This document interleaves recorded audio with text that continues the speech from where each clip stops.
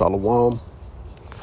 I want to give all praises, honor, and glory to Yahweh, Bahashem, Yahabashi, Bahashem, Rachakodash. I want to give double honors to the apostles and elders of Great Millstone, because those are the men who I learned this truth from through the spirit and power of Yahweh, Bahashem, Yahabashi. Yahweh is the true name of the God of Israel. Yahabashi is who the world ignorantly calls Jesus Christ, but his one and only true name is Yahabashi. And pretty much through the spirit, I felt like this is a well-needed video, because what you have to understand as a newcomer or new believer, the things that you're currently trying to learn in 2026, a lot of these topics, and pretty much almost all these topics from Genesis to Revelation, it has already been covered already in the form of a live stream, a video, maybe the title of the particular videos that the apostles, bishops, elders, and young brothers like myself of Great Millstone did over the years is not, perfectly titled according to your question, but one way or another, we covered the topic before. All right. So a lot of times our YouTube channels, it gets taken down and we got to revisit and do these topics all over again. We got to constantly keep repeating ourselves, which, that's the job of a prophet. You got to keep on repeating the good news to the Israelites. All right. So this video is going to be about pretty much when you read from Deuteronomy chapter 28 from verses like 49 through 68, it has secular history in there concerning the Flavian Dynasty, which consists of Vespasian, which is the father, and then his two sons, Titus and Domitian. Through Titus, he led the end to the Israelite estate. He took over and seized Jerusalem.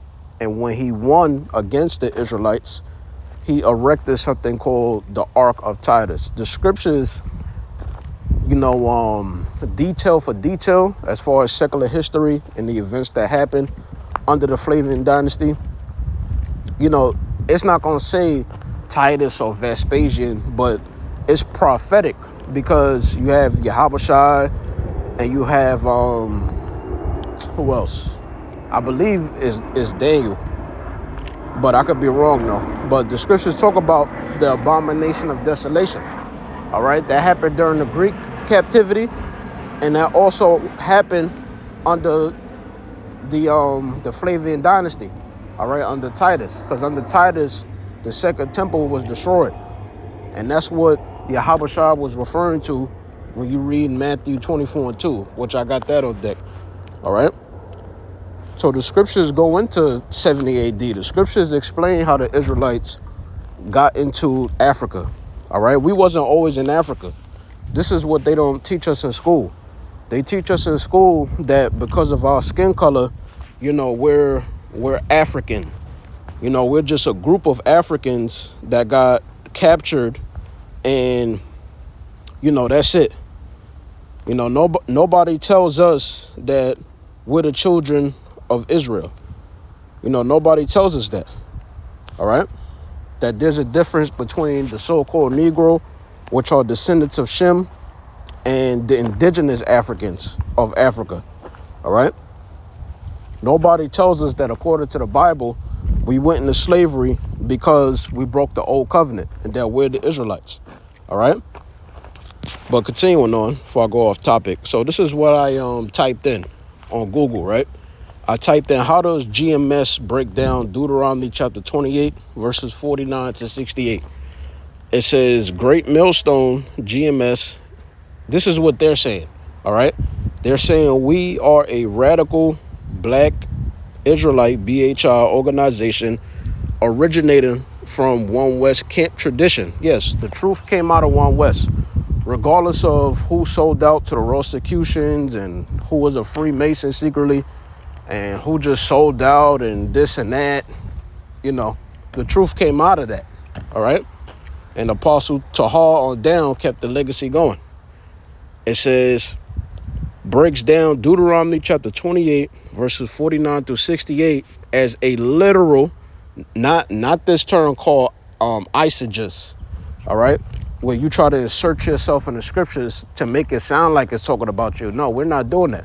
We're telling you we are the Israelites. We're the physical seed line of Israel, the so-called Negroes, Hispanics, and Native American Indians, all right?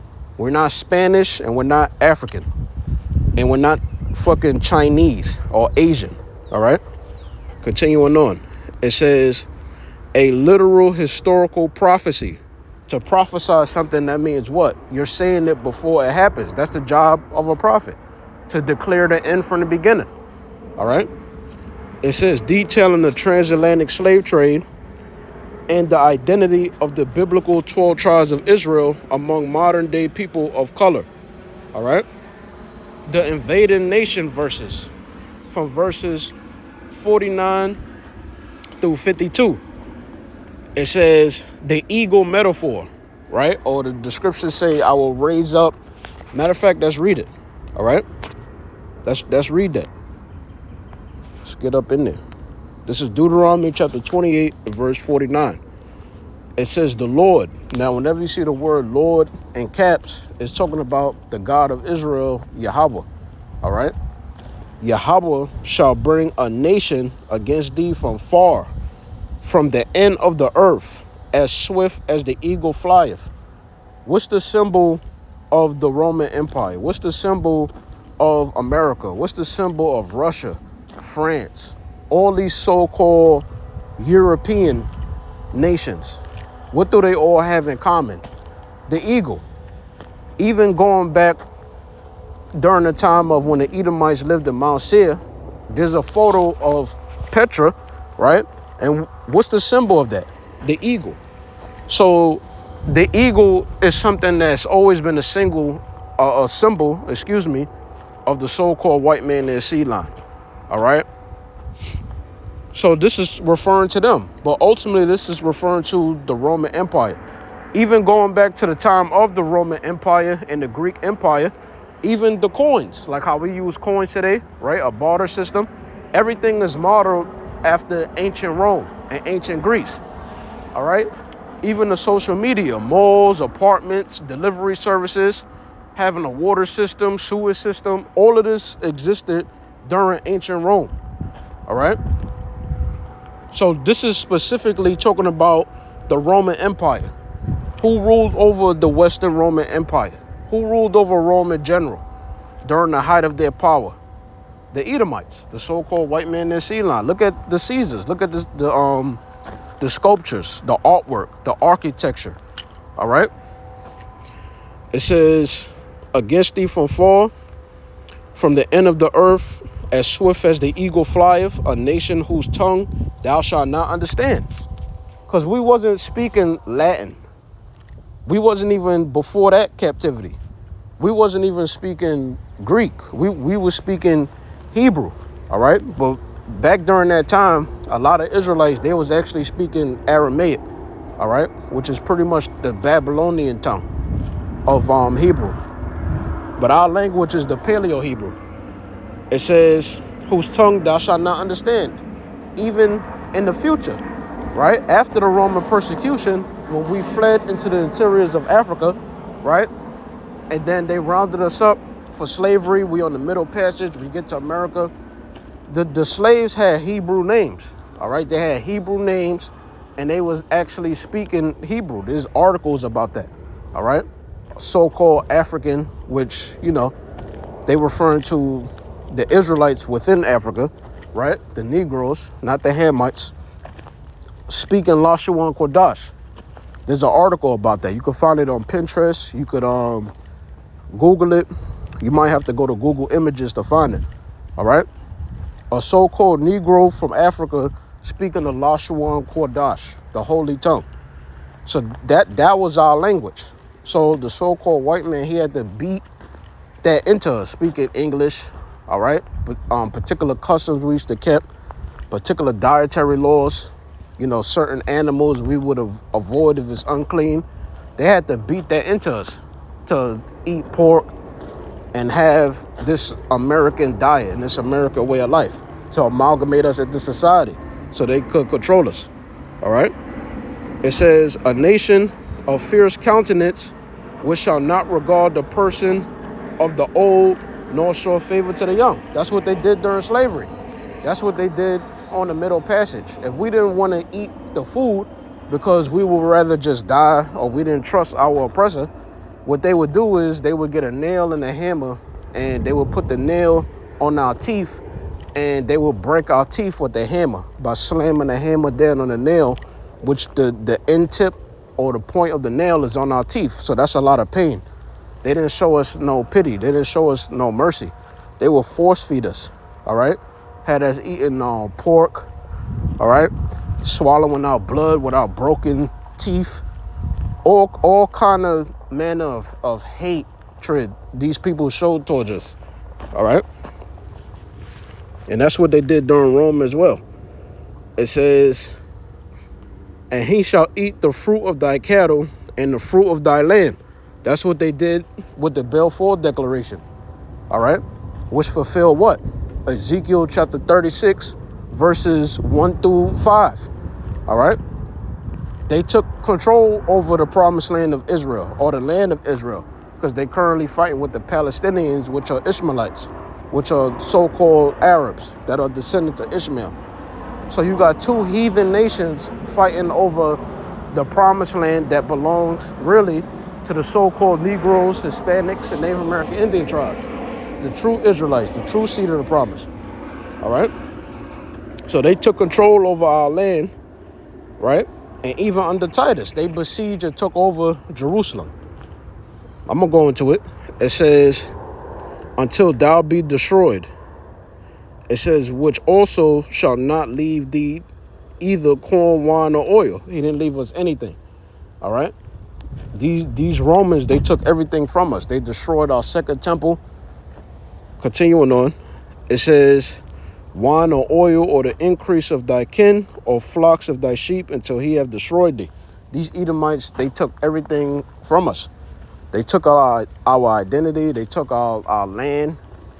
And what did they give us? Democracy, westernization, the sodomite agenda, feminism, all right, genetically modified foods, bioengineered pestilences, which is disease outbreaks, man-made religion, blaspheming our God, having no respect for our God, all right, putting our people more in the Gentile pagan state of mind, making the school system to prepare us for the workforce. I could go on and on and on, because these are videos I already did that I gotta do it again now, because you got emotional Israelites that'll get your channel taken down, all right? But this is the type of hatred and this is the type of centralized system these devils got us under, which shows us nothing but hate, all right? And once upon a time, according to the Jim Crow laws, we was considered 3/5 of a man. We wasn't even considered actual people when you read Joel, the 3rd chapter, all right? The first couple of verses, from like verses 8 on up, from 1 through 8. They sold us for physical objects that don't even got a soul. They just sold us like nothing, all right? So they didn't show favor to the old or the young. They destroyed our people, all right? It says, and he shall besiege thee in all thy gates. Who besieged us? Titus, who was a part of the Flavian Dynasty. So even though the scriptures, it don't necessarily have the name Titus there or Vespasian there or going to an actual particular war that took place during Rome, it may not have the actual name or title there, all right? But if the Holy Spirit is dealing with you, which our apostles, they already did the research, all right? But if the Holy Spirit is dealing with you, you'll be able to do the research and verify things through the Holy Spirit, first from our leaders, bishops, elders, certified brothers on down, all right? And know that this was talking about 70 AD, all right?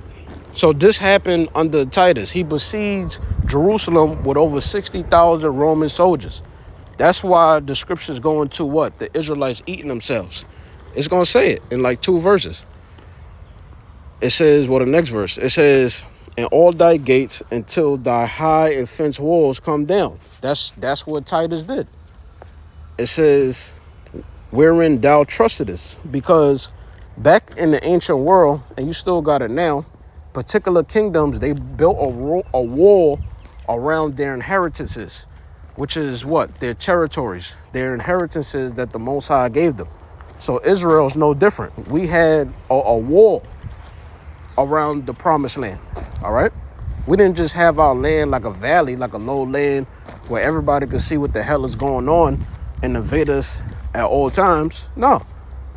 And then with having a wall, we built a battlefront. When you read Deuteronomy, the 22nd chapter, all right?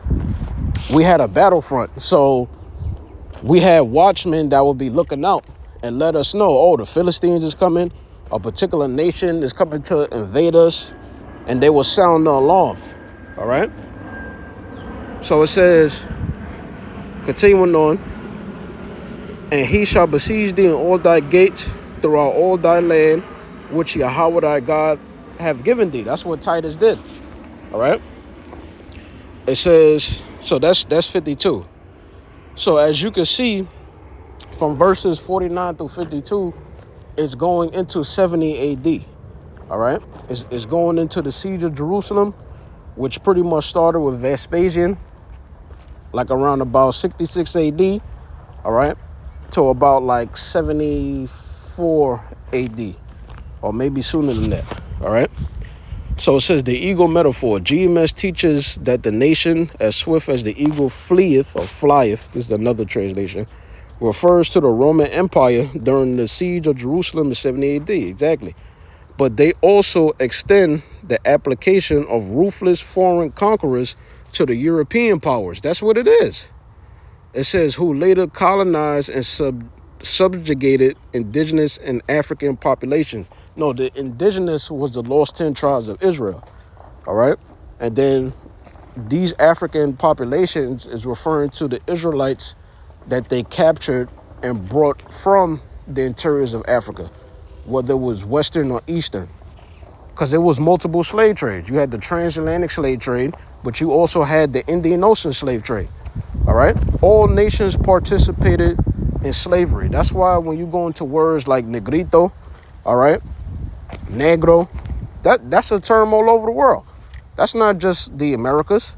That's not just the Caribbean island. You go to Madagascar, you go to Sri Lanka, you go to the Philippines, they got that term Negro everywhere, all right? Or negrito, which is going to bring you back to what? You were descended from one of the 12 tribes of Israel, mainly Judah, Benjamin, or Levi, the southern kingdom, all right?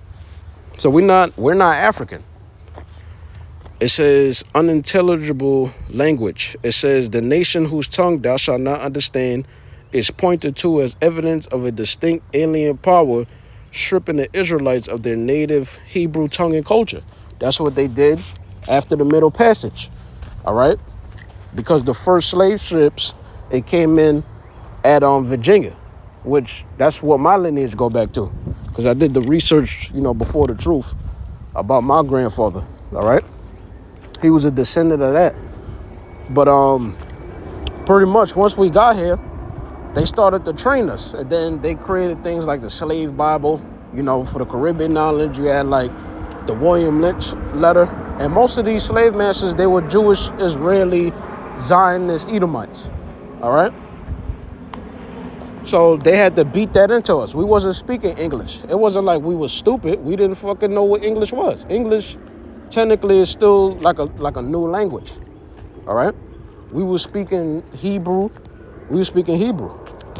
Continuing on, it says, let's go down here. So it says the horrors of the siege, right? The siege of Jerusalem and captivity. So before I read that, let's get back to the scriptures. Deuteronomy chapter 28 and verse 53. And keep in mind, all this happened under Titus. It says, and thou shalt eat the fruit of thy own body. Right? What's the fruit of thy own body? It's talking about your children, all right? Because Titus, he had Jerusalem under the siege of Jerusalem, right? He had 60,000 Roman soldiers besiege Jerusalem, all right? He even had Israelites in his army, like this guy Tiberius Alexander, which I'm going to read about him. He was a Jew that didn't want to be a Jew.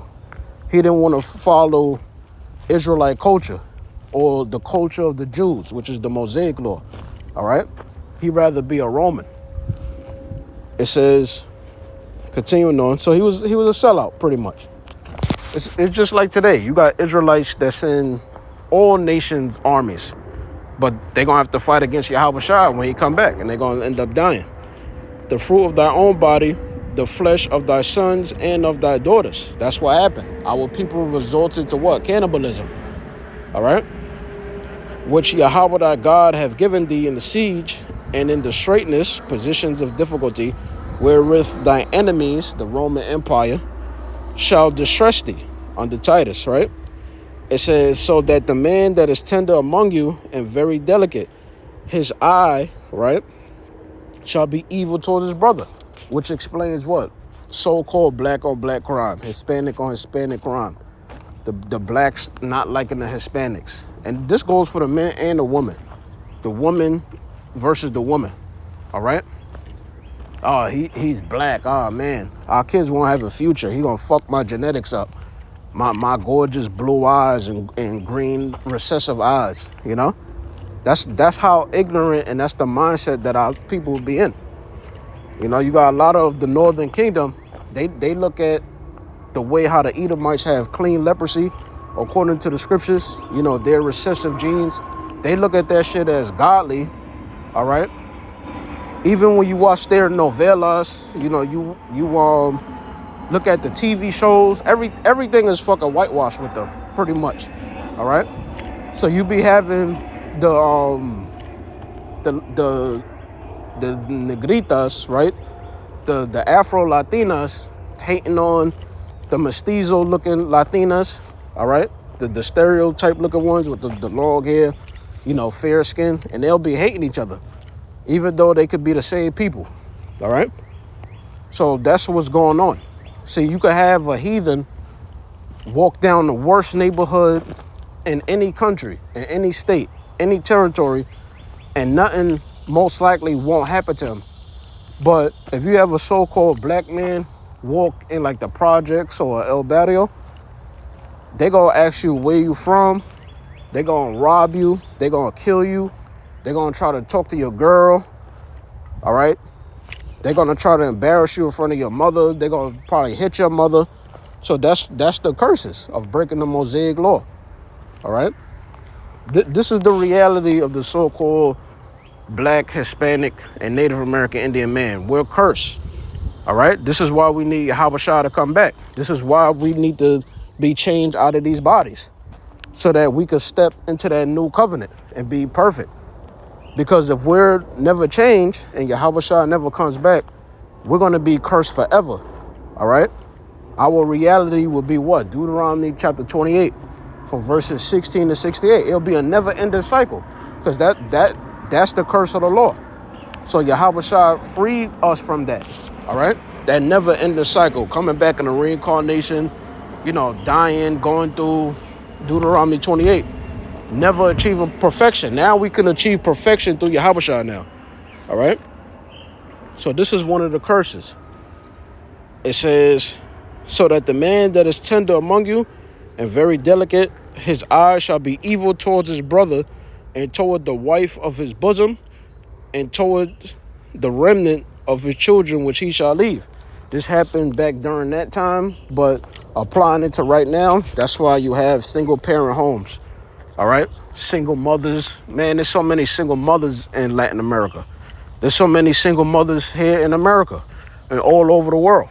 Why? Because, you know, you got men that's not men too, but you got women that are whores and pick the wrong man. That's why in the ancient world you had arranged marriages, all right? Because you leave it up to a woman to have liberty, and she's going to destroy herself with that liberty. She's going to be twerking. She's going to be talking about how much dick she sucked over the week and how much money she made from that. She's just going to spread whoredom. She's just going to be a whore. She's just going to commit fornication and idolatry. All right? So that's what you got going on as far as these single mothers. continuing on. So it's vice versa. You know, the woman, she hate her man. She commit adultery on her man. She having sex with her boss. She got this man thinking that the kid that he raising is his kid. Meanwhile, that's another man's kid, and she know who the father is. But she chose to put this new dude on the birth certificate. Now he got to go through the curses in the form of what? Being subject to payments underneath the so-called white man's centralized judicial system. All right, under his constitutional rules. So these are the curses that our people be dealing with. All right, women that'll drug you for sex, all type of shit, set you up to be killed.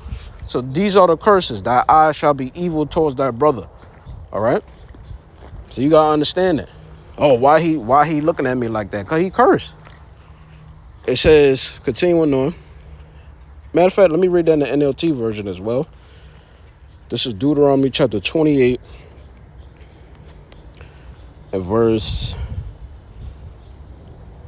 I'll read 53 on down. It says, the siege and terrible distress of the enemy's attack will be so severe that you will eat the flesh of your own sons and daughters whom Yahweh your God has given you. The most tender-hearted man among you will have no compassion for his own brother. That's what you got. Our people, even in the truth, don't have no compassion, meaning mercy for each other. All right? They'll know a bunch of scriptures. They'll give you the greatest counsel in the world. But then when you watch them to see the same thing you once had a question about or had counsel about, when you see them going through that and you see how they fall, you like, damn, like, you know, he don't really practice what he preached, but he sound good though. All right? Which overall, we're not perfect, right? But you just got to watch out for people. But the point is, you got good and bad on the workforce, all right? This Israelite thing of ours, all over, right? It says, his beloved wife and his surviving children. So that's what you got. You got men that do all type of abominable acts, you know, to their wife, their children. You know, you go to one of these Caribbean islands or Latin American countries, you got the men prostituting their wife just to pay bills. Dominican Republic, Colombia, different parts of the world, Mexico. All right? That's these curses. It says, he will refuse to share with them the flesh he is devouring, so he wouldn't be a family man no more. He wouldn't be a provider, right? Because you got a lot of men, they are lazy. They just want things handed to them instead of working hard for it. Really, you're supposed to, as an Israelite man, pray to Yahweh and Yahweh for the one of all things. It says, the flesh of one of his own children, because he has nothing else to eat during the siege. So that's what was going on. The Israelites, they resorted to cannibalism. All right? That's what's in the scriptures. It says, and terrible distress that your enemy will inflict on all your towns. That's what Titus did. It says, now let me go back to the KJV and then I'll come back to the NLT. It says, the tender and delicate woman among you. Man, living in America for 33 years of my life, none of these women is tender. All right? From the so-called African-American woman, the Judite woman, the so-called Caribbean woman, the so-called Haitian woman, all right? Even the Northern Kingdom that's here.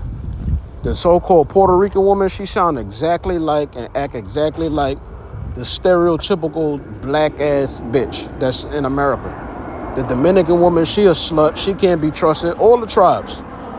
When you come to America, you get slutted out and polluted. You get turned out. So these women, because of westernization and feminism, they became corrupted. They will use this judicial system, this court system, to oppress the man. All right, that's what they would do. And even if you're not the father, you could still fall into that category, thinking what you know what. All right.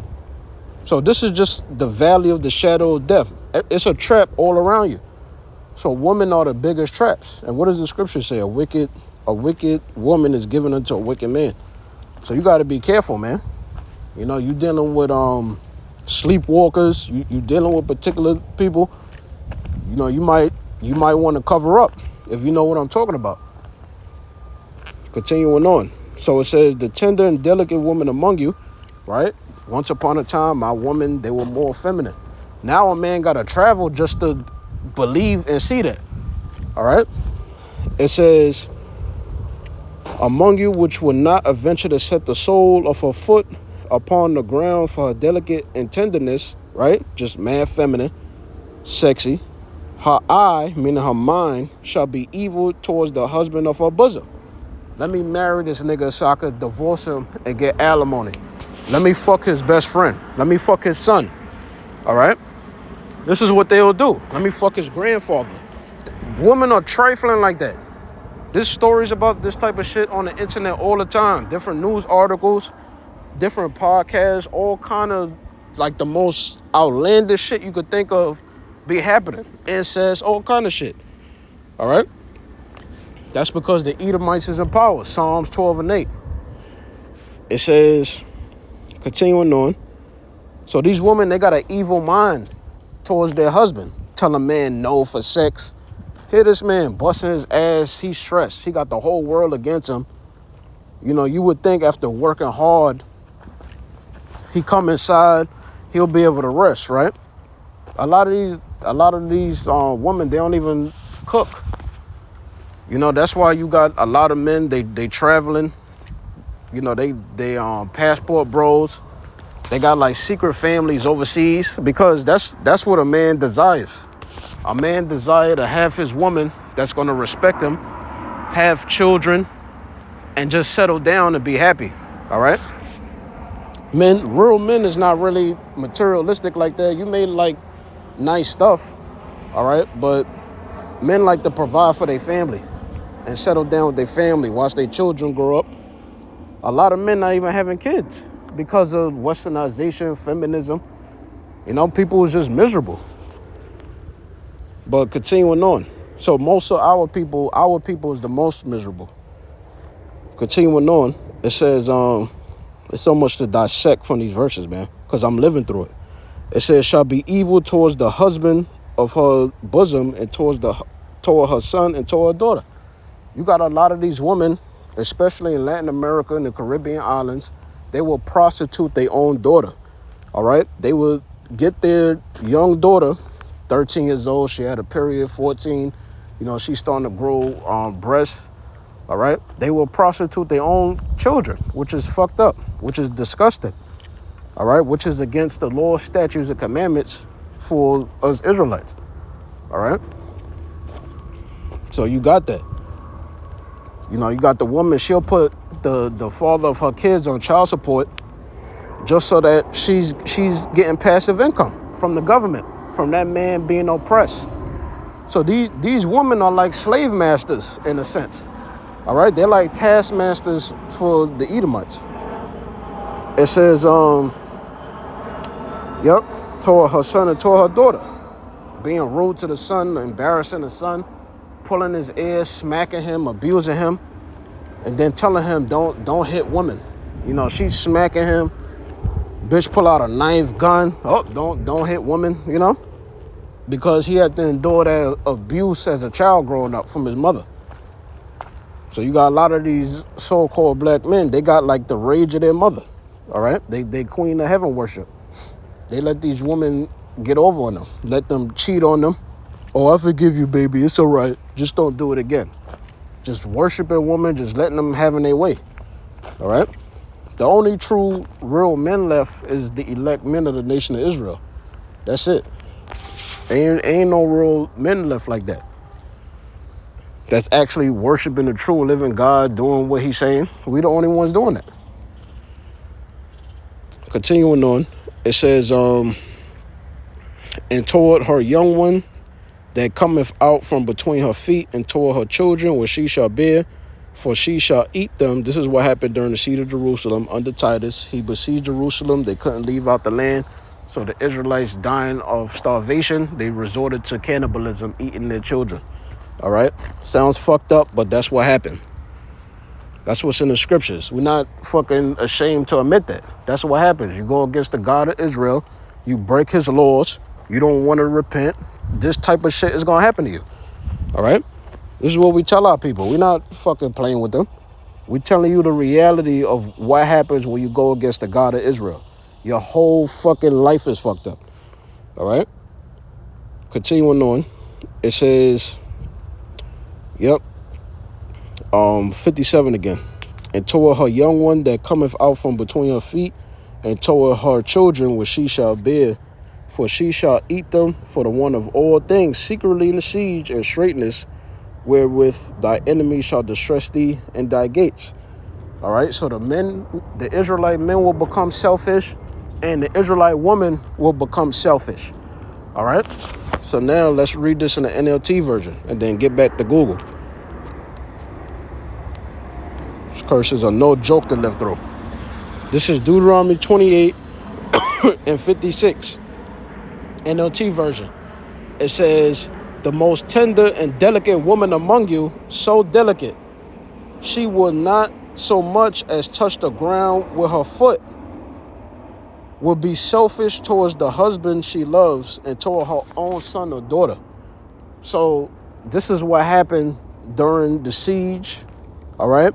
The siege of Jerusalem under the Romans, but this also applies to right now. So these curses are twofold. It has secular history in it, and it got the reality of these curses to identify who the Israelites are. Because the whole world could look at us and see, okay, everything you're reading out that Bible, that's talking about y'all. Because it is. So it says, yep. It says, will be selfish towards the husband she loves and toward her own son or daughter, right? Her career, my money is my money. I want a man that make 6 figures. Oh, but what do you bring to the table? My looks, my comfort, I could cook, clean. A man could do that shit. All right, what else do you bring to the table? She never say her resources. She never say emotional support. All right? They always try to act like they submissive and all that, but what happens if the money runs out? What happens if the man loses his job? Then you notice a totally different change. Keep in mind, she got a career, she got a job. Is she going to share her resources? Is she going to provide financial aid if her man loses his job? So a lot of these women, they're selfish. These are the curses. This is what I'm reading. This is what the Israelite man experiences the most.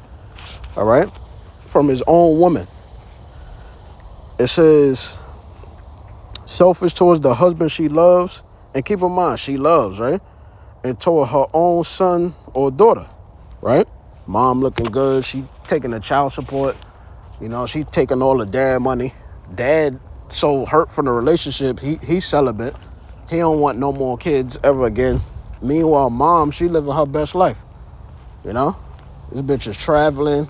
She shopping at designer luxury stores, right? She getting the latest phone that's coming out. She on Instagram, TikTok. You know, she keeping up with all the stupid hip-hop news and shit. She chilling. Meanwhile, a child wearing the same hand-me-downs, right? Verse 57. She will hide from them the afterbirth and the new baby she has born, so that she herself can secretly eat them. So you had this going on. You had a woman that just gave birth and ate the child. Can you imagine how demonic that is? But this is the type of shit that was going on, man. It says, so that she herself can secretly eat them, she will have nothing else to eat during the siege and terrible distress that your enemy will inflict on your towns. All right? So that's what happened, man. So now let's jump back. So it says, the horrors of the siege and captivity, verses 53 through 57, cannibalism and desolation.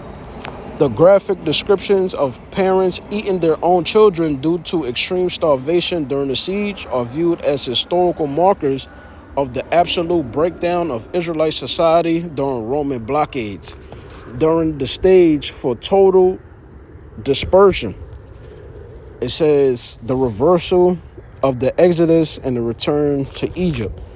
into Egypt again with ships, right? GMS places central emphasis on Deuteronomy 28 and 68, like most Israelite camps, right? We could all agree on this.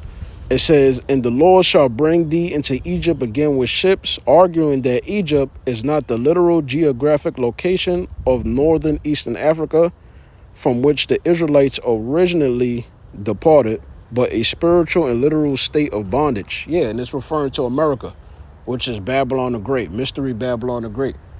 All right. It says the slave ships. The ships are explicitly interpreted as the transatlantic slave ships and the different slave trades that took place, because that all happened at the same time, right? It says used during the 15th to 19th centuries to transport kidnapped West Africans, which were Israelites, because they got them from Western Negro land. And then the Israelites that was in Eastern Negro land, meaning East Africa, right? They went into the Indian Ocean slave trade. It says, continuing on, to the Americas and the Caribbean, whom GMS identifies as literal descendants of the biblical Israelites. And that's who we were. We didn't just go into slavery for no reason. This is what the school system is not designed to tell you. All right? You got a high IQ, but you don't know shit, according to the Holy Spirit, according to the scriptures. It says, no man shall buy you. The phrase, and no man shall buy you, is interpreted by GMS to mean there was no redemption, permanent rescue, or marketplace salvation. It says emancipation provided by a buyer to truly free them from their degraded social, economic, and spiritual status and captivity. And that's what happened. You had civil rights movements. We tried to, separate ourselves. Right, we had Black Wall Street 1 and 2. It didn't work out. It was a lot of times where they tried to segregate and do their own thing, because they was covering with a covering, but not of Yahweh and Yahweh Shai. All right. So the Lord allowed the Edomites to destroy Black Wall Street 1 and 2, and anything that our people openly try to prosper in. All right, that's not under Edomite authority. So that's it with that. So, all right, I guess I could close this now. Let's get into this a little more, right? So I typed in Vespasian and Titus and Domitian, Flavian Dynasty. It says the Flavian Dynasty ruled the empire from 69 to 96 CE. It included 3 emperors, Vespasian and his 2 sons, Titus and Domitian.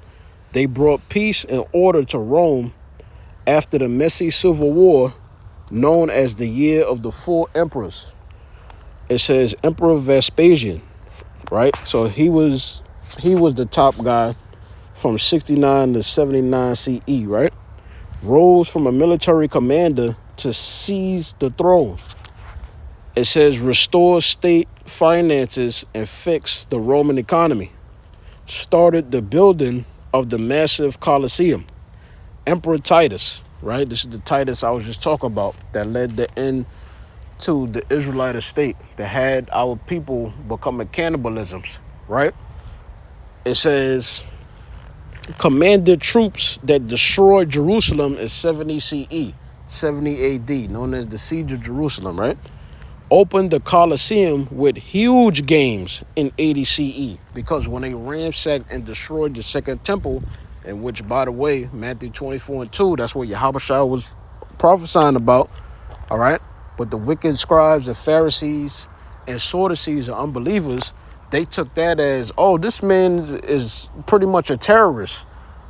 He's talking about he could destroy the temple and build it back the 3rd day. They so stupid, they didn't understand that. Why? Because they didn't have the gift of faith, ultimately. They wasn't predestinated to believe, all right? To be able to receive what Yahushua really was talking about, right? So anyways, under Titus, all that money that they stole from the Second Temple, they used that to fund this Colosseum. That's why it says open the Colosseum with huge games in 80 CE. It says help people after Mount Vesuvius erupted and buried Pompeii in 79 CE. It And this is now Emperor Domitian, which he was the reason why John the Revelator was banished to one of the 3 prison islands, which one of them was Patmos. All right. Emperor Domitian from 81 to 96 CE. It says rule with strict absolute power, finished many building works, and fixed damaged city blocks, made the Senate angry, leading to his murder and the end of the dynasty. All right, in 96 CE. All right. So now let's go here. This is Matthew chapter 24 and verse 1. And this is dealing with signs of Hamashiach's return. Right? It says Matthew 24 and 1. And Yahushua went out and departed from the temple. What temple? The second temple, right? And his disciples, the 12 disciples, came to him for to show him the buildings of the temple. It says, and Yahushua said unto them, see ye not all these things? Verily I say unto you, there shall not be left here one stone upon another. Right? So Yahushua is inside the second temple with his 12 disciples. He's telling them to look around. Why is he telling them that? Because he's prophesying about 70 AD. What's going to happen in the future. How the Romans under Titus was going to destroy Jerusalem. Was going to destroy the second temple. Was going to ransack the temple, meaning rob the temple of everything that was within it and use all that to fund Rome. All right? Because Rome was going through what? Economic collapse. It says, verily I say unto you, there shall not be left one stone upon another that shall not be thrown down. So that's what happened under Titus. All right. So now I want to read this real quick. So this is from Google. I typed in Matthew 24 verse 2 meaning. AL overview. In Matthew 24 and 2, Yahushua predicts the total destruction of the second temple in Jerusalem, stating that not one stone here will be left on another. This verse sets off the Olivet discourse, serving as a stark warning of impending judgment on the Israelite religious system and marking a major prophetic turning point, right? Because the third temple, it wouldn't be made by man's hands. It would be a spiritual temple that represents the believers, which are only the elect of the nation of Israel, all right? That was predestined to have the gift of faith, to be under grace through Yahushua's blood of sacrifice, to be able to offer up spiritual sacrifice through our high priest, Yahushua, all right? Continuing on, it says, historical and prophetic context.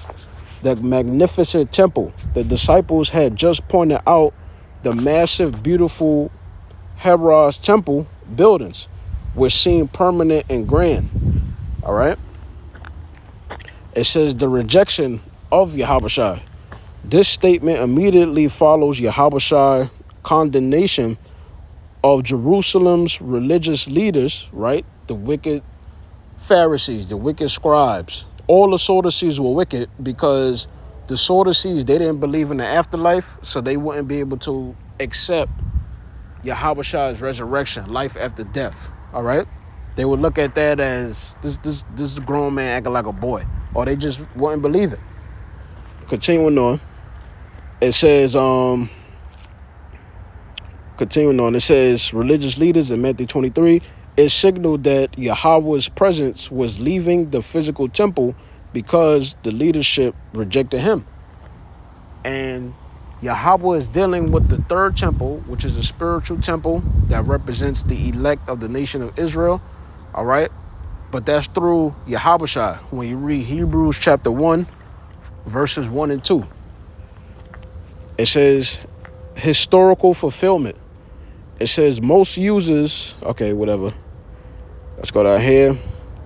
It says Bible scholars know a consensus that this prophecy came true literally in 70 AD.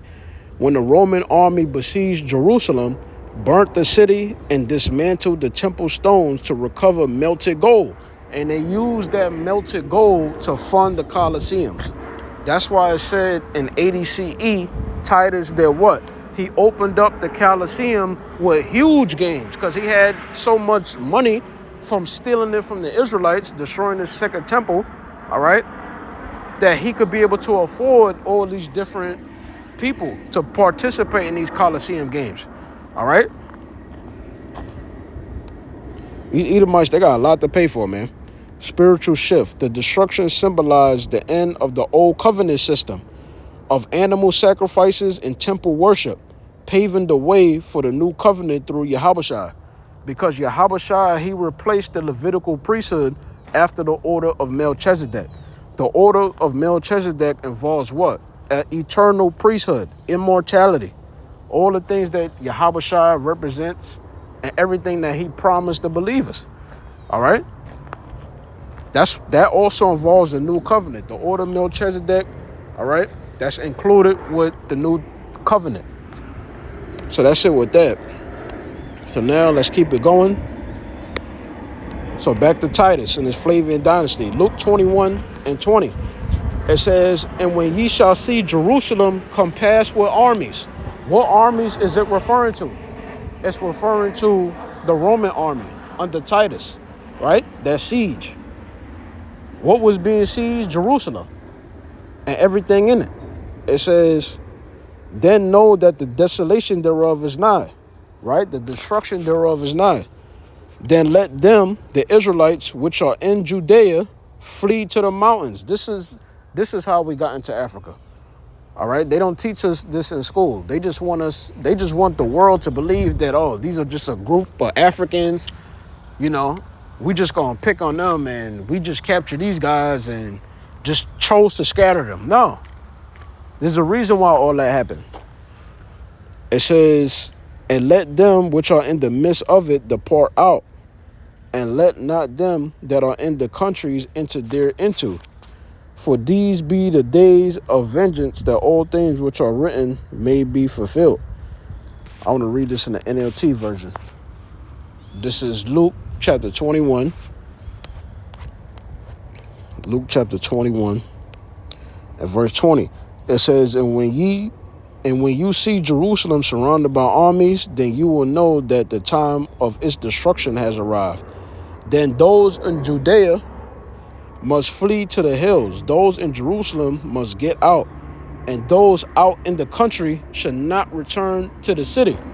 Because you had Israelites that was outside of Jerusalem too at that time that wasn't there during the siege. But they would hear and see everything going on, and they would know just to flee. Go live in another country. Go settle in another country. All right? Mainly go into the interiors of Africa, but they also went to Saudi Arabia, Yemen. All right? Different countries. They spread out. It says, continuing on. It says, for those will be the days of Yahweh's vengeance, and the prophetic words of the scriptures will be fulfilled. It says how terrible it would be for pregnant women and for nursing mothers in those days, right? The siege of Jerusalem, because what did they do? Cannibalism. We just read it in Deuteronomy chapter 28 from verses 49 to 57, all right? It was terrible, right? It was cannibalism. It says how terrible it would be for pregnant women and for nursing mothers in those days, for there would be disaster in the land and a great anger against this people. Right? They will be killed by the sword or sent away as captives to all nations of the world. That happened with the different slave trades that took place. The transatlantic slave trade, the Indian Ocean slave trade, French, British, Iberian. There was so many slave trades. Indian Ocean slave trade, right? It says of the world, and Jerusalem will be trampled down by the Gentiles until the period of the Gentiles comes to an end. Because we living in the time of the Gentiles. Going back to what? Daniel the 2nd and the 7th chapter. All right? This is the time of the Gentiles. So now let's go back. Let's go back. All right? Yep, so that's pretty much it with that. So now concerning Luke chapter 21, verses 20 through 22, right? This is an old Israelite favorite right here. AL overview. I typed in Babylon, Timbuktu, page 84, right? On page 84 of From Babylon to Timbuktu by Rudolph R. Windsor, the author estimates that over 1 million Jews fled into Africa This is how you get videos of particular African tribes in Africa, or Negro tribes in Africa, that follow so-called Judaism, Jewish culture, because they're the descendants of the Israelites that fled Roman persecution. So they're keeping their own culture and laws within Africa, because not every black person in Africa is the same. It's different cultures, all right? So it says that over 1 million Jews fled into Africa from Roman persecution and slavery. And I just read about it in Deuteronomy chapter 28, verses 49 through 57. I just read it again in Luke chapter 21, all right, verses 20 through 24. And I'm going to read some more in the scriptures concerning the siege of Jerusalem precepts, right? It says, from Roman persecution and slavery between the time of General Pompey, 65 BCE, it says, and the fall of Jerusalem, 70 CE. It says, he writes that the Roman slave markets filled with these Jewish captives, right? And they ain't talk about Jewish, it's talk about Israelites, so-called Negroes, the Southern Kingdom, all right? That's who was in the slave markets, the so-called Negroes. So there you go, man. So now, let's go here. And he based off of the scriptures. As you can see here. I'm going to read it again. So now that you got the visual, during the period from Pompey to Julius, it has been estimated that over 1 million Jews fled into Africa, fleeing from Roman persecution and slavery. The slave markets were full of black Jewish slaves. All right? I don't like that word Jewish. I like the word Israelite better. So there you go. All right? So now, let's keep it going. So now let's read this, right? Oh, and then also, you had this individual that I mentioned earlier, right? Tiberius Alexander. I typed in Tiberius Alexander, Roman Jew, right? It's the AI overview. This was one of Titus' generals that helped lead an end to the Israelite estate, right? Tiberius Julius Alexander. It says, after 70 CE was a first century Roman general, administrator, and politician of Israelite descent. He was an Israelite, right? He was a Jew from the tribe of Judah. It says, born in Alexandria to an extremely wealthy Israelite family, he was the nephew of the philosopher Philo. He abandoned his ancestral Israelite religious practices to pursue a high-ranking career in the Roman imperial service. So this man rejected Yahweh. He rejected Yahushua. He rejected the Old Covenant. He rejected the Mosaic Law. And he sought after the pleasures of the world. All right? It says, key roles in career. It says, procurator of Judea, served from roughly 46 to 48 CE under Emperor Claudius, succeeding Pontius Pilate's late successors. It says, prefect of Egypt, governed Egypt from 66 to 69 CE, one of the most powerful and prestigious positions available to a Roman equestrian, right? It says Vespasian's ally, played a critical logistical role in 69 CE by having his Egyptian legions swear an allegiance to Vespasian as emperor, helping secure the Flavian dynasty. All right? It says siege of Jerusalem, served as second in command and chief of staff to future Emperor Titus during the catastrophic siege of Jerusalem in 70 CE, which led to the destruction of the Second Temple. So you always have sellouts among our people. Read First Maccabees, the first chapter, all right? Do your research on this account. I mean, I'm telling you how he's a sellout. He helped destroy his own people. So that's it with that. So now let's read this. This is Luke chapter 19 and Luke 19 and 43.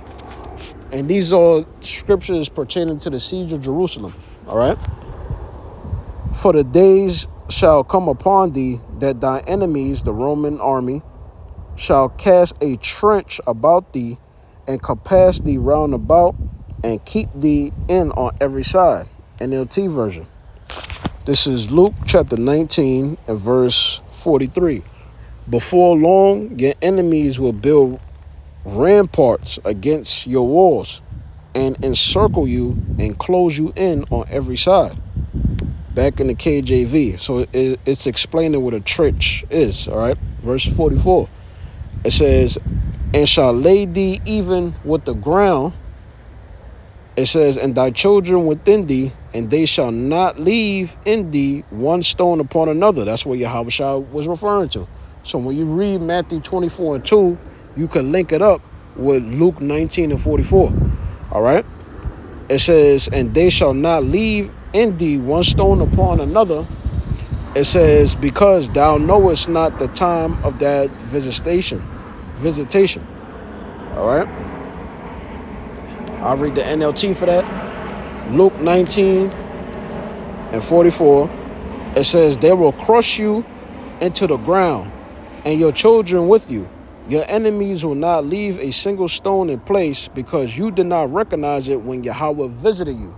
All right. That's why the Lord is allowing the Romans, or allowed the Romans, to destroy Israel like that. All right. Let's read this one. Matthew 24 and 15. And this is also recorded in Mark 13, Luke 17, and some other chapters and precepts of Luke. Matthew 24:15. When ye therefore shall see the abomination of desolation, spoken of by Daniel the prophet, stand in the holy place, whoso readeth it, let him understand. Which you had this account happen twice. It happened under the Greek Empire, all right? And it also happened under the Roman Empire. So now, let's pause that and let's read this. So I typed in on Google, abomination of desolation, 70 AD, right? Like I said, it also happened during the time of the Greek Empire. You can read about that in 1 Maccabees, the first chapter, and the books of Maccabees, right? Which also explain how the Israelites, they was being called Gentiles in the New Testament. So it says, continuing on, it says, the abomination of desolation from the book of Daniel to AD 70 is a core view of partial preterism. Okay, I just, be more clear. It says proponents believe Yahushua predicted the Roman army siege. Yeah, he did. He prophesied it. Not predicted, but prophesied it. You could try to predict something, but you don't know that it's going to happen. It says the Roman army siege, the destruction of Jerusalem, and the burning of the second temple as a direct fulfillment of this prophecy. It says the Petrus view fulfillment in AD 70, the sign. And Matthew 24:15 and Luke 21:10, Yahushua warns disciples to flee when they see Jerusalem surrounded by armies. It says the abomination. The pagan Roman legions carry imperial standards and idolatrous images of the emperor into the holy precincts of the temple, offering sacrifices to them. The desolation. It says the Roman general Titus ordered the total destruction of Jerusalem and the leveling of the temple, ending the traditional Israelite sacrificial worship, because there was no temple. You had to do animal sacrifice by the Levitical priesthood in the temple. This is more proof that the Most High is not dealing with animal sacrifice no more, because there's no temple. There's no temple no more. He's not even dealing with that. He's dealing with the spiritual temple that offer up spiritual sacrifices through our high priest, Yahushua. All right? So that's it with that. Yeah, that's pretty much it with that. So now, and then when you read on, it's pretty much reiterating what Luke 21:20 through 22 says. All right? But I'll keep it going. Matthew 24:16. Then let them which be in Judea flee into the mountains. This is when we fled into Africa. That's why they said the slave markets, it was full of black Israelite slaves. Let him which is on the housetop not come down to take anything out of the house, because you will get caught up in the siege. You'd be killed. Neither let him which is in the field, meaning outside of the siege, outside of Jerusalem, Judea, right, which is in the field, we know the field is the world, return back to take his clothes. Just go resettle in another country, start over, right? And woe unto them that are with child, and to them that give suck in those days, because they're going to have to eat their children. They're not going to be able to enjoy the fruit of their body, which is children, right? So that's pretty much it with that. And then also, when Titus defeated the Israelites, right, he erected this, the Ark of Titus, which you can actually go visit the real one, not the replica, because there's a replica one in Columbus Circle in New York City, all right? So the Ark of Titus. The Ark of Titus is a first century honorific monument built around 81 CE by Emperor Domitian. It honors his older brother Titus and celebrates the Roman victory over the Israelite rebellion in Judea. As the oldest surviving single-span triumphal ark in Rome, it served as a major blueprint for later world monuments like the Arc de Triomphe in Paris. All right. History and design. It says commemorates the capture of Jerusalem and the destruction of the Second Temple in 70 CE. All right. So when you read these scriptures, man, these Edomites, they destroyed all of our temples, technically. They destroyed the first temple. When you read first Esdras and the Apocrypha, which the Apocrypha was a part of the Old Testament. All right. First Esdras, the 4th chapter. When you read up in there, it tell you the Edomites burnt down the temple. Who destroyed the second temple? I just read it. Under Titus' authority, the Edomites. And we know the third temple is the elect of the nation of Israel, which, you know, they want to have the feminine word. They want to get rid of the internet. They're trying to stop this word. All right? So these Edomites, they got a problem with righteousness. It says famous relief carvings. The procession shows Roman soldiers carrying treasures and scarce spoils plundered from the temple in Jerusalem. It says the menorah features the iconic depiction of the 7-branch golden lampstand, which later inspired the emblem of the state of Israel, proving that the state of Israel, that they're Edomites because they're connecting them to Rome. It says the vault depicts Titus being carried up to heaven on the back of an eagle, which we know the eagle, that's the symbol of the so-called white man. All right. Also, it was the symbol of Egypt. America is called what? Spiritual Egypt. All right. Like I said, you had the British, French, you had the transatlantic and Indian Ocean slave trade. All these European nations that are Edomites, they have the eagle there. All right. The Israelites are scattered through the 4 corners of the earth, being oppressed by Edomite centralized system. All right. So there you go. So this literally took place. I typed in Rome destroying Jerusalem, used the money to fund Rome, right? Which I already read in 80 CE what he did. But it says AR overview. It says the Roman destruction of Jerusalem in 70 CE yielded massive amounts of treasure and gold from the Second Temple. The Roman generals Vespasian and Titus brought this wealth back to Rome, where it helped fund major public works, imperial monuments, and celebrations like the Ark of Titus. It says how the wealth was used. The Colosseum. It says historical evidence indicates that the construction of the famous Flavian, it says amphitheater, the Colosseum, was financed using the spoils and treasures looted from Jerusalem. It says alongside forced labor from tens of thousands of Israelite captives, right? So that's another thing that happened during the siege of Jerusalem. And it shows it on the Ark of Titus. The Temple of Peace. Emperor Vespasian used war spoils to build the Forum of Vespasian, also called the Temple of Peace, in 71 CE. It says, which publicly displays scarce items taken from Jerusalem, including the golden menorah. It says, imperial legitimacy, the influx of wealth and the grand triumph in Rome helped cement the new Flavian dynasty's power and finance economic stability across the empire. So their economy was able to grow and be stable based off of how they raped, robbed, and destroyed the Israelites. All right? Evil ass people. Deuteronomy chapter 28 and verse 26 concerning the siege of Jerusalem. This is what Titus did, right? It says, matter of fact, I'm going to read 28-25. It says, Yahweh shall cause thee to be smitten before thy enemies. That's what happened. The different captivities we was in. All right, we lost some wars. The siege of Jerusalem, the topic of this video, under the Flavian dynasty.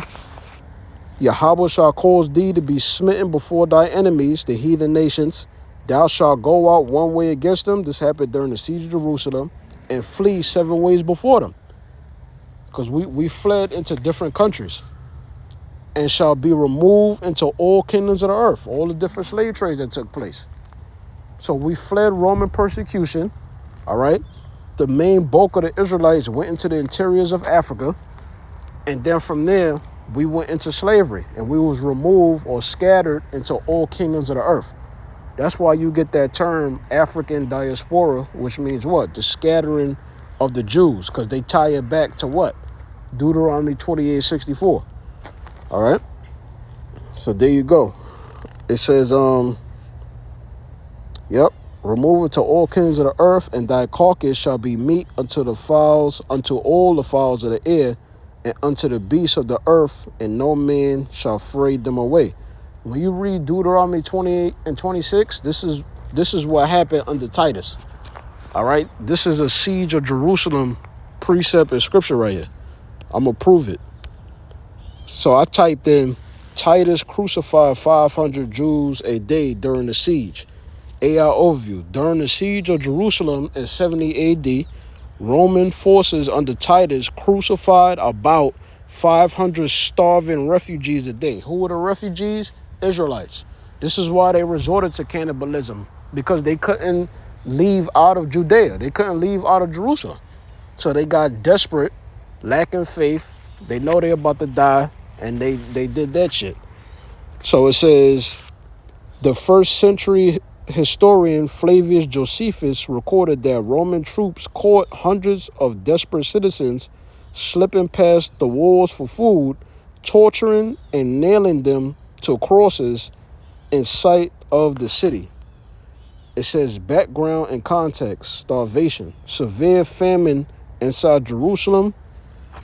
It says, Salakia, this is a bug because I'm out in the wilderness. Anyways, it says starvation, severe famine inside Jerusalem drove desperate people to sneak past the walls at night to search for wild plants. It says Roman capture. Roman patrols caught hundreds of these individuals daily.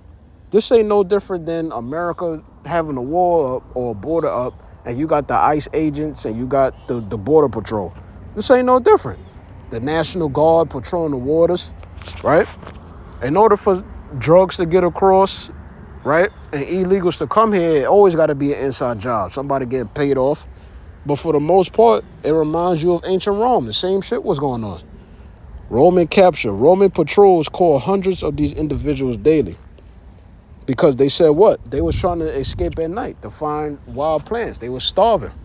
All right? That's why I led to cannibalism. It says the execution. Soldiers whipped, tortured, and crucified captives in various postures right outside the city walls. It says reason for the action. Terror tactic. It says Titus hoped the grim spectacle would break the defenders' morale and force a surrender. Logistical constraint. Guarding thousands of hostile prisoners would drain Roman frontline manpower, and releasing them was considered unsafe. It says extreme scale. it says the daily value of victims grew so massive that the Romans eventually ran out of space for new crosses and wood for the bodies. So that's why when you read Deuteronomy 20 and 26, and thy carcass shall be meat unto the fowls of the air, unto the beasts of the earth, and no man shall fray them away, is because under Titus, he was crucifying so many Jews, he was killing and torturing them in so many different positions. Like, they couldn't get rid of all them bodies. All right? They ran out of space. He was doing so much killing. So that's what it's referring to. All right? Now we're going to get into Domitian. So this is why John the Revelator was banished to the island of Patmos, because we're dealing with the topic of the Flavian Dynasty, excuse me. Revelation 1 and verse 9, Patmos vision, right? John the Revelator, he received a lot of visions of the time period we currently living in. He received a lot of visions of the future, such as America, everything concerning America, the mark of the beast, lake of fire, nuclear missiles, world wars, how Yahushua looks, his description, the kingdom of heaven, all right? All kind of things. Revelation 1 and 9, it says, I, John, who also am your brother and companion in tribulation, because the Israelites was going through a lot of tribulation under this Flavian dynasty, under the Romans. So the men of the Lord, they would send letters, right? I, John, who also am your brother and companion in tribulation and in the kingdom and patience, right, or suffering of Yahushua Mashiach, was in the island that is called Patmos for the word of Yahweh and for the testimony of Yahushua Mashiach. So now, I want to read that in the NLT, and then I'm going to close the lesson out. All right? Revelation chapter 1, verse 9, it says, I, John, am your brother, it's the NLT version, and your partner in suffering. Patience is synonymous with suffering, right? It says, and in Yahweh's kingdom, right, or the Most High's kingdom, and in the patient endurance to which Yahushua calls us, I was exiled to the island of Patmos for preaching the word of the Most High and for my testimony about Yahushua. So men of the Lord got sent to jail, all right? People bear false witness on them.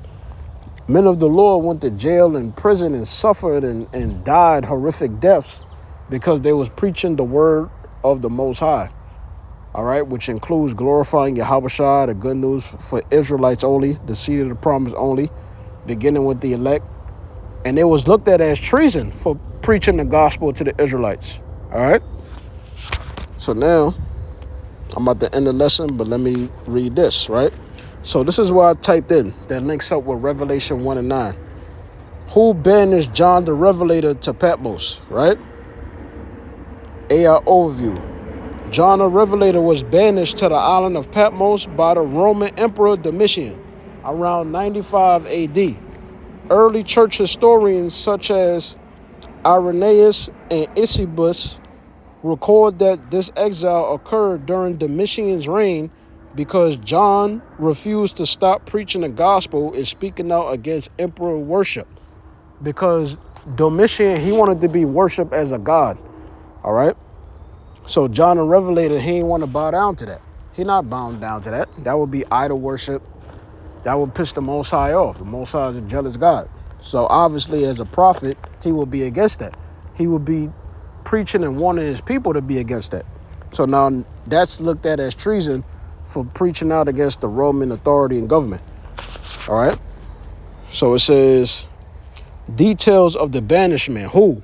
Roman Emperor Domitian ruled 81 through 96 AD. It says when? Around 95 AD, near the end of Domitian's reign. Where? The Greek island of Patmos in the Aegean Sea. Why? For the word of the Most High and the testimony of Yahushua Mashiach, as John opposed mandatory Roman emperor worship. All right? That's the spirit you're supposed to be in. And that's what's going to happen in this lifetime concerning the hour of temptation. All right? Some of us is going to have to fulfill that Revelation 20 and 4. It says, result, John received the prophetic visions that make up the book of Revelation. All right? So that's pretty much it. I just wanted to do this video about the Flavian dynasty and really to show you that in Deuteronomy chapter 28, yes, it's prophetic. Yes, it deals with, you know, the reality of breaking the Mosaic law. All right? It deals with the curses, blessings, but also it has secular history in it and major secular history. All right? So that's pretty much it. Lord willing, you was edified. Shalom.